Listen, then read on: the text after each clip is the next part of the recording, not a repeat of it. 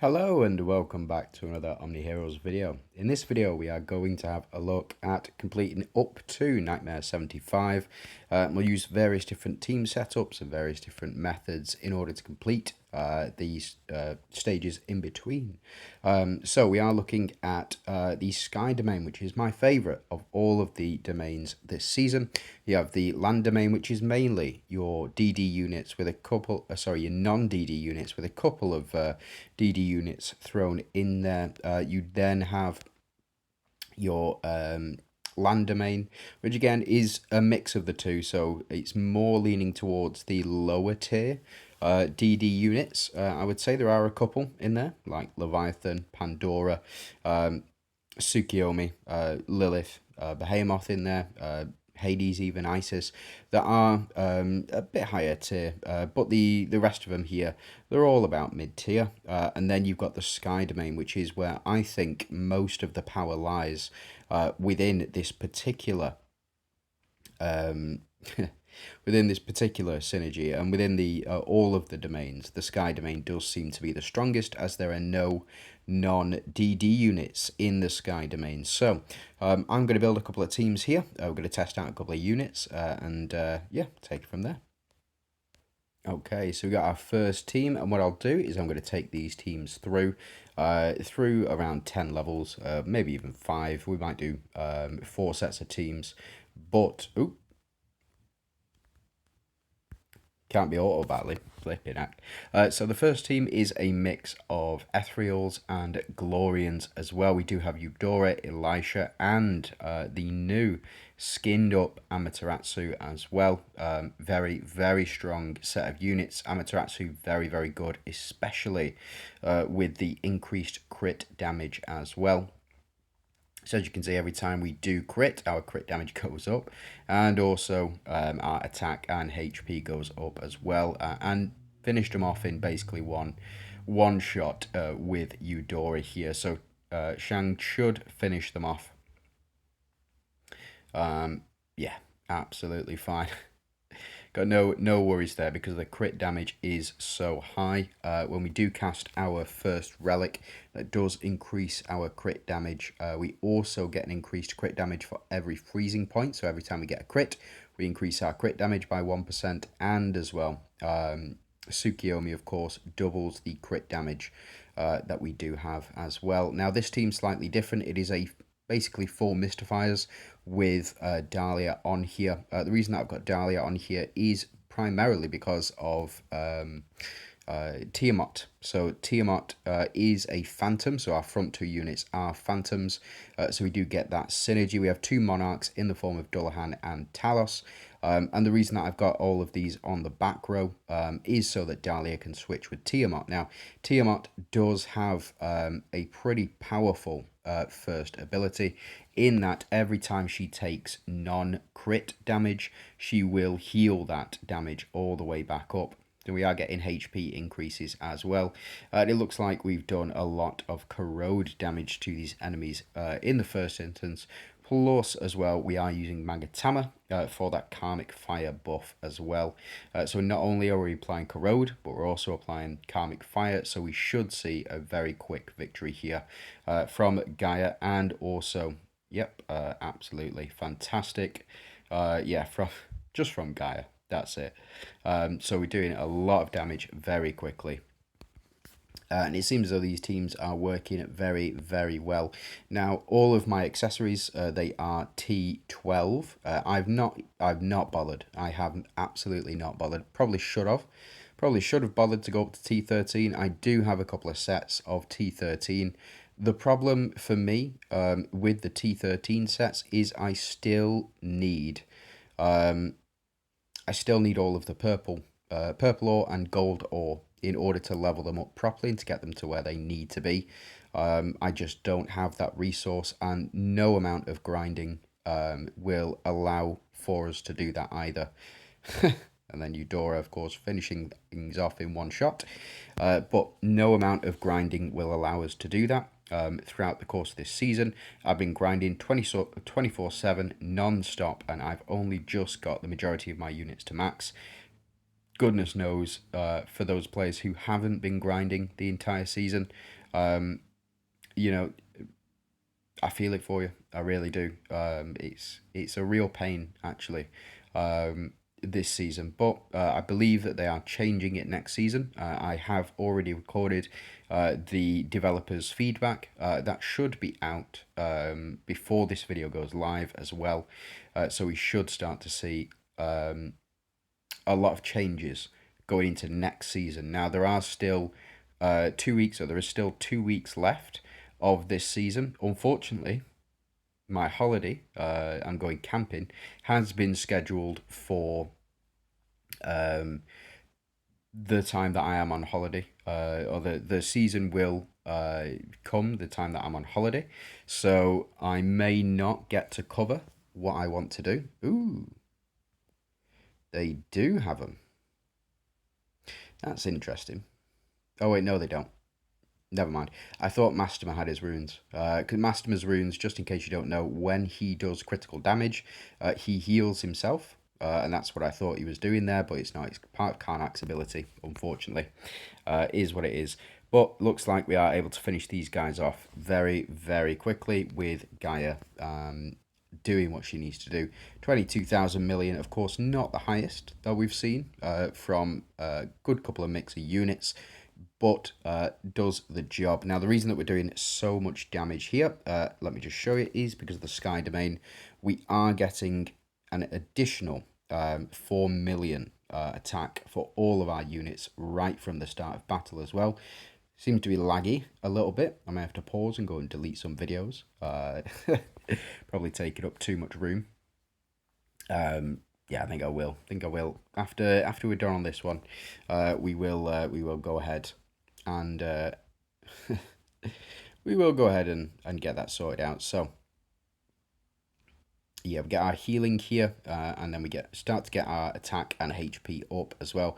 That is with thanks to Elisha. Elisha's passive there, and works very, very well. It looks like Victoria has just about dodged this bullet. And Elune as well, dodged a couple of attacks, but I don't suspect they'll last very long, especially going up against Chang as well. So maybe Victoria will. That'd be quite interesting to see. We do get Chang to do her ultimate, and it doesn't actually take out Elune. Oh, it did, but with the splash damage. And then Elisha doing 14,000 million on a crit is, well, a crit basic attack. It's just crazy, crazy damage.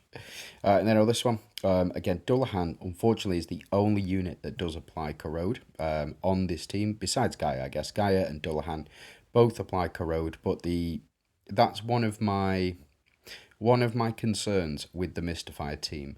So you have units like Tiamat, you have units like Tsukiyomi who you do want to run because they are top tier Mystifier's units. The problem is that you start to run out of units that actually apply corrode on the team, which is the whole point of the team. So the whole point of Tiamat is that she increased the corrode stack limit. That is absolutely fantastic. It is one of the best things about Tiamat is she does increase the corrode stack limit, and not only that, but she allows for Dullahan here to allow increase his corrode stack limit by an additional 2 points, I believe it is, because it gives 30%. Oh no, sorry, it'd be close to an additional 1 stack of corrode, I believe. But again, it's he is really the only one applying very much corrode. Gaia will apply corrode, but like with Tsukiyomi does not apply corrode herself. Tiamat does not apply corrode herself. Talos does not apply any sort of corrode whatsoever.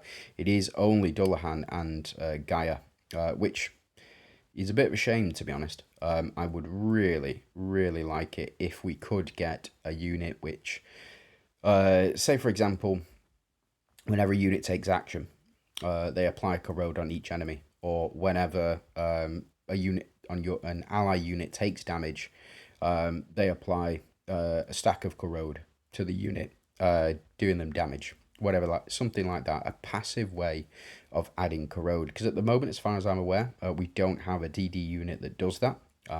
We have units like Mulan who apply burn. We have units like Catherine who apply on hit.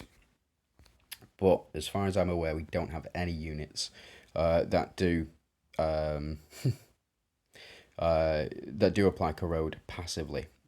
Besides Emily, I guess. But that's about it. So bear with me. Let me just pause. I'm going to go delete some videos and then we'll be right back.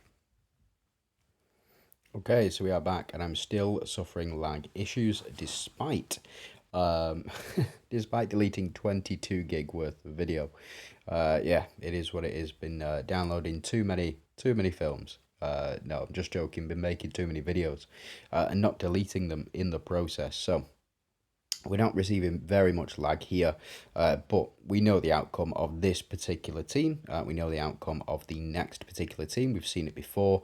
And then what we'll do, we will, how far are we in? 10 minutes. Not bad. Well, I'll tell you what we'll do is we will do another 5 levels going through to 60. And then we'll get up to 75 in the next video. And then we can discuss 75. I think it should be relatively easy. Yeah, 55, absolutely no problem here. And then again, looks like Talos MVP, Chang to do the most, followed by Gaia, of course. So I'm gonna pause. Let me jump into some more teams, and then we'll take from there. Okay, so we are back with some completely different teams, all 5 out of 5 for, well, 5 out of 3 for Sky Domain as well. Have I changed my relics? No, yes, I have. Excellent. Right, okay, so first team, we do have 3 Dooms, technically 4. On here we have Arthur, Ophelia, and Madeline.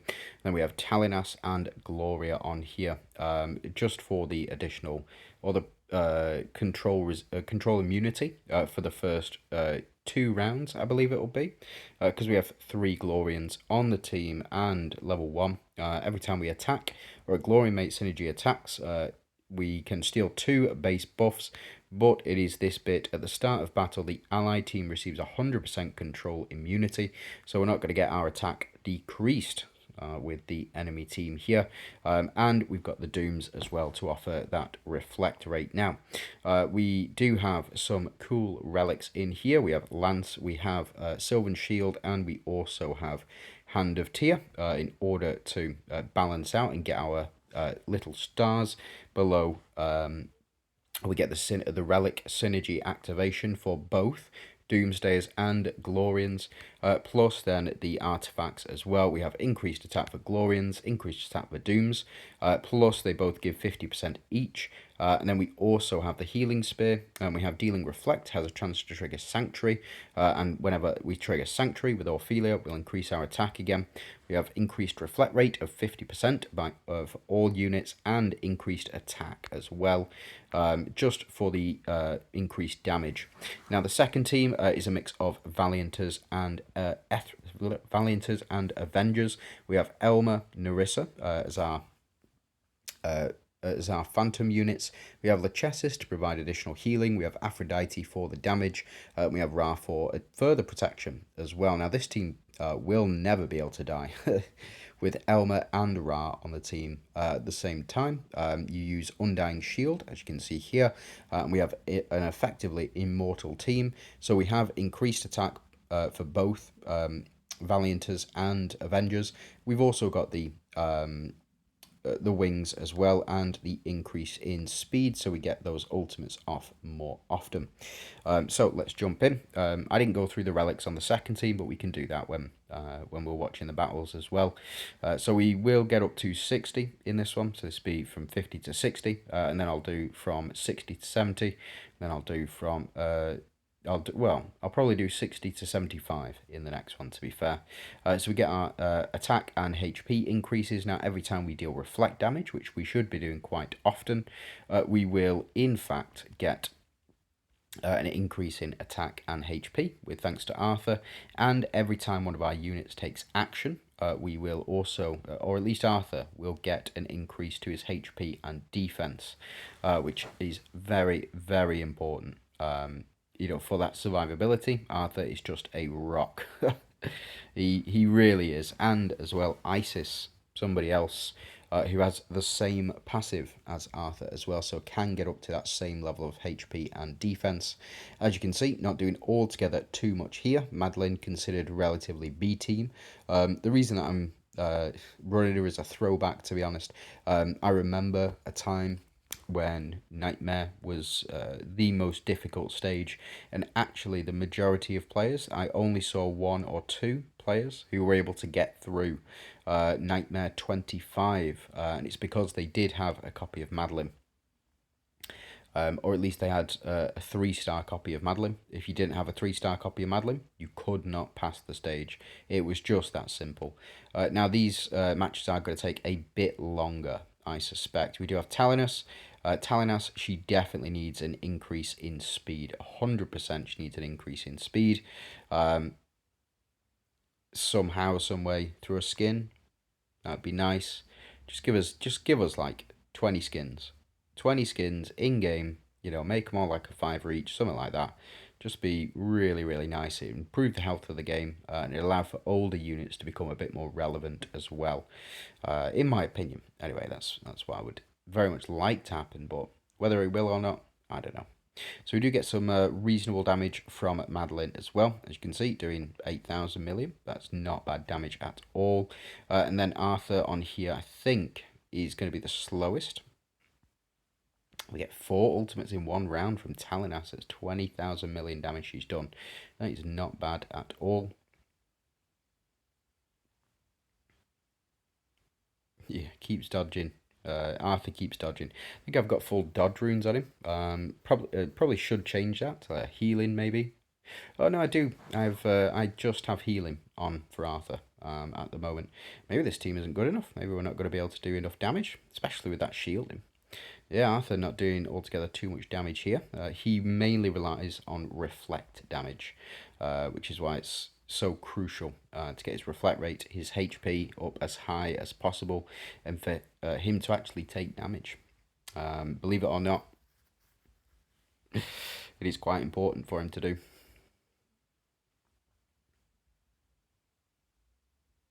There we go. So a bit of damage back to Emily here, but enemies are going to heal it all the way back up. So maybe even with this stacked team here, we're not able to we're not going to be able to beat these guys because they're going to heal. Yeah, Emily's going to heal up. Yeah, Glorians, man, they just don't do enough. They just don't do enough, I'm afraid to say. Shame. Yeah, because Arthur's got so much shielding. It's not doing very much damage at all. And we're not able to really build up with the rest of the team as well. So if we have a look, we've actually only dealt 16 instances of Reflect so far. The max for that is 50. Sorry, 50. 500%, I believe. Something like that. It's going to take a long time, I think. Yeah, a long time. So let's go ahead and skip. We did get there round 8, looks like. So fantastic. I have no doubts about this team though. This team, it looks good to go, I think. Now the chest is on here for healing, but also to remove any buffs that the enemies might have and to purify any debuffs that we might have on our team. So if you have a look here, we've had all of this corrode applied, and we are now looking for Lichess's to ultimate, and once she ultimates, we should be able to purify as well as heal. Healing is very important. We get Ra to do what she needs to here, and then at the start of the next round, Ra is going to force 2 units to duel, doing ultimate attacks on each other, and then all enemies should be taunted, but they're not really. You can't taunt enemies in this far in anyway. So we get the protect here from Ra. She's taken a lot of damage. That shielding is very, very high, but seems though absolutely fine. So we do remove any buffs on the enemies and remove any debuffs from ourselves as well. And it looks like, yep, absolutely spot on. We'll get the double ultimate here. And we'll get Elma to double ult as well. Not doing altogether too much. Unfortunate. There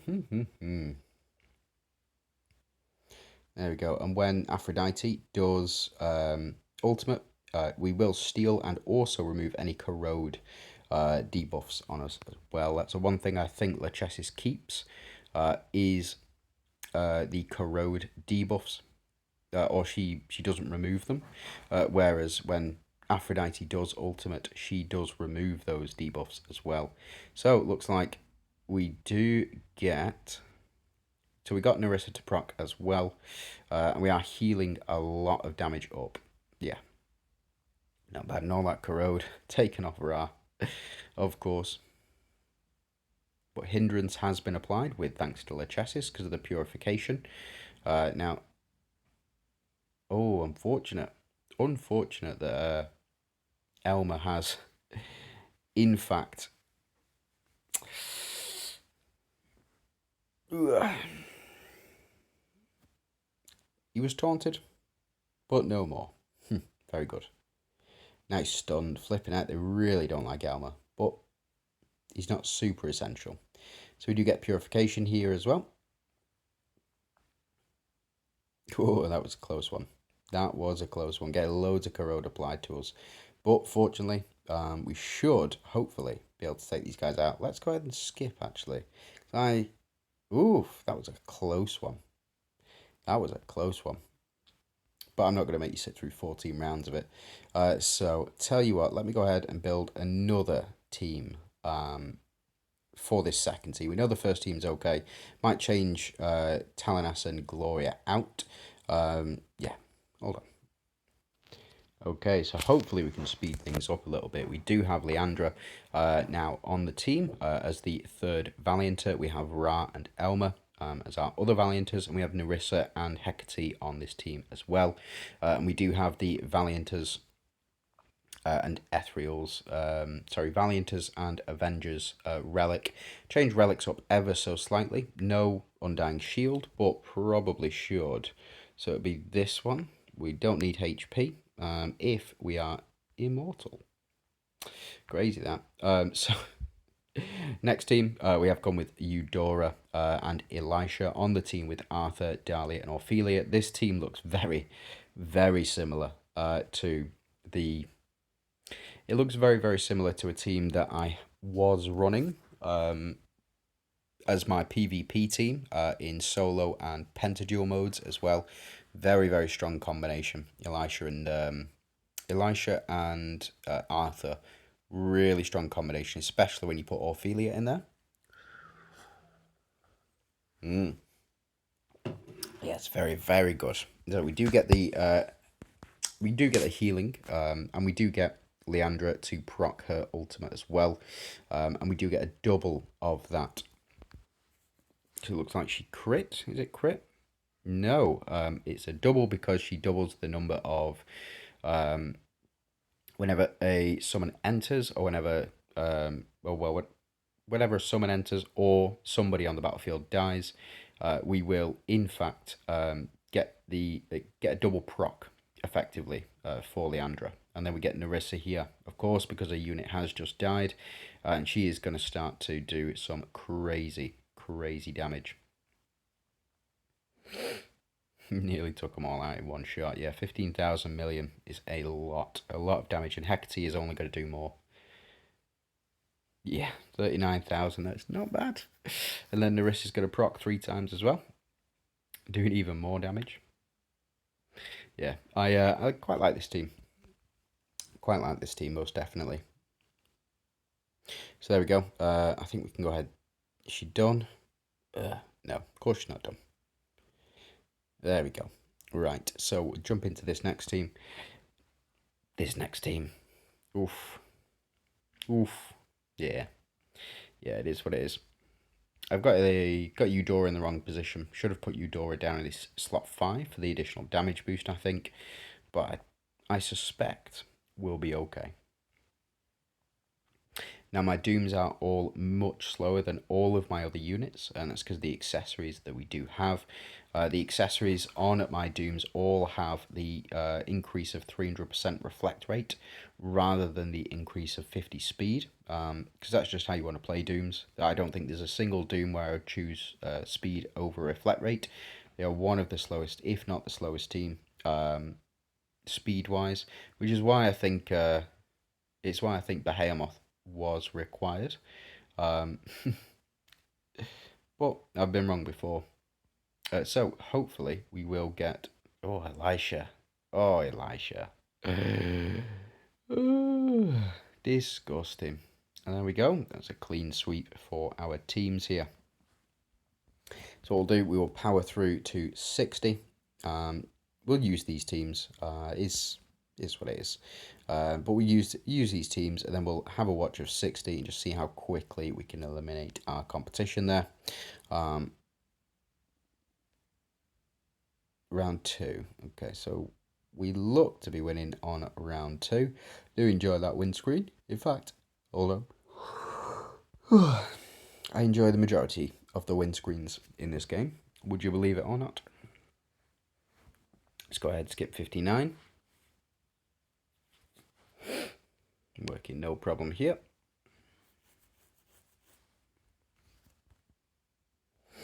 And then let's have a watch of 60, and then that'll close things out for us here. Now we are going up against enemy Persephone, so if we don't get a kill very, very quickly, it may just be over for us, because we don't really have a bind remover on this team.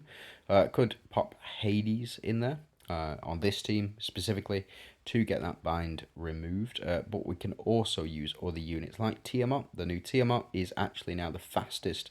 I believe she's got a speed of 112. So unless Hades gets a skin, then I think Tiamat is gonna be your go-to bind remover moving forward. But again, we'll have to see. We'll have to see.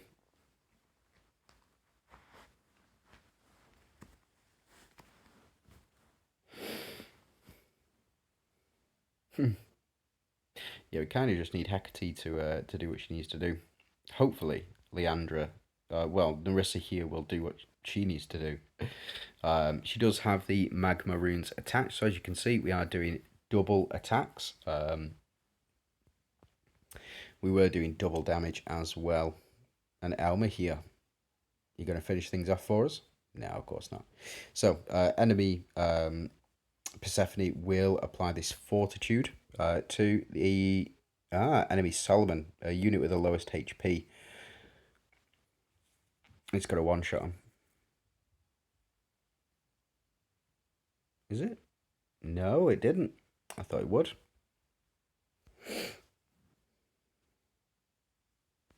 Well, that is a shame.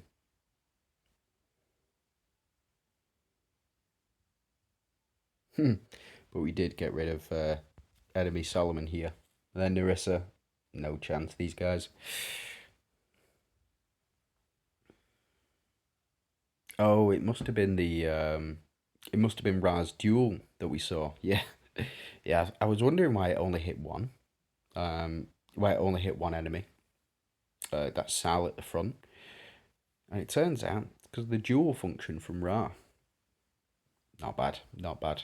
And then on this team, I think Eudora's going to clutch this out very, very quickly for us. But we'll see, we'll see. I've been wrong before. So we get the unstoppable effect.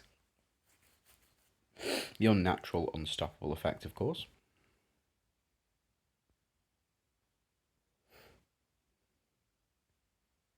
So our double ultimates, our increased crit damage, and our additional 20 to 30% additional damage on top of the damage that we're already doing as well. So not bad. We do get Eudora to proc here, increasing attack and HP, and she has unlocked Sanctuary as well, which makes her massive. Well, it's Awaken, I believe it is, but it does make her absolutely humongous and doing enough damage to take them all out in one shot, which is why she is absolute MVP, in my opinion, still, to this day. As soon as she was released, it's crazy stuff. Anyway, that's enough rambling from me. Just want to say thanks very much for watching. I hope you have a great day and good luck in whatever it is you're doing.